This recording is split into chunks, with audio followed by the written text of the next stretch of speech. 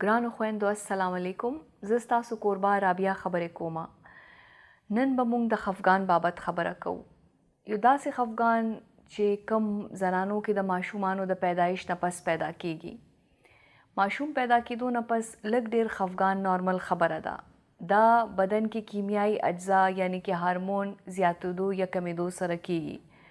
میندو کې ماشوم پیدا کېدو نه پس دا خفګان چې وي دا یو څو میاشتو نه والا یو کال پورې پاتې کېدی شي او دا مهمه ده چې د دې خبرې یا د دې بیمارۍ په ټایم باندې علاج وشي.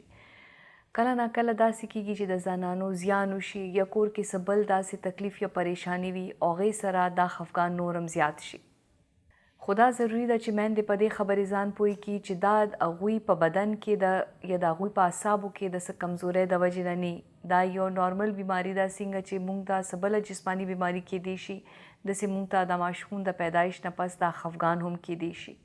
د دې خفګان ډېرې وجې کیدی شي. مثلا که تیرو حمل کې یا تیر ماشوم پیدایش نه پس یو زنانه خفګان تیر کړي هغه ورته هم دوباره کیدی شي.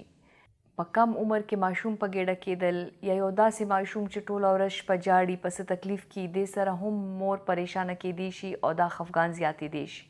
موږ ته به څنګه پته چلیږي چې دا خفګان چې کوم یو مور محسوسوي دا نارمل خفګان نه دی او دا د یې نه لږ زیات دی، یو داسې پریشانی چې کوم کیدی شي چې د ډاکټر علاج غواړي. د دې یو څو نښې وي. مثلا موډ خرابېدل، کله مور خوشحاله وي کله خفه وي. دې نه علاوه ډیره زیاته جړا راتلل، خوب نه راتلل او ډیره زیاته پریشانی.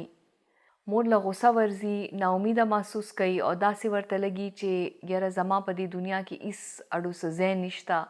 کله نه کله چې دا خفګان ډیر زیات شي مور سوچ کوي چې خدای مکه زه دې ځان مړ کم یا ماشوم دې مړ کم. په داسې حالات کې ډیره ضروری ده چې مور د ډاکټر سره رابطه وکړي. ډاکټران اکثر وایي چې تاسو کاونسلینګ وکړئ.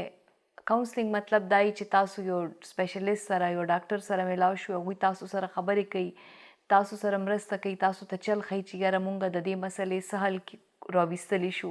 د دې نه علاوه دوایانې هم وي کوم چې ډاکټر مور ته لیکلی شي او هغې سره دا خفګان ښه کیدی شي.